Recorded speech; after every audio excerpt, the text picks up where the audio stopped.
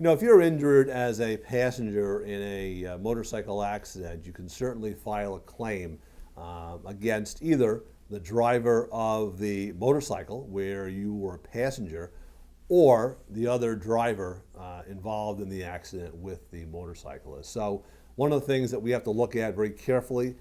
when you're a passenger and you're involved in an accident is we have to look at how the accident happened, and we have to try to figure out who is at fault, if one is at fault or if both are at fault. But as the passenger, you can bring a claim against either of the drivers, either the motorcycle driver or the other person involved in the accident.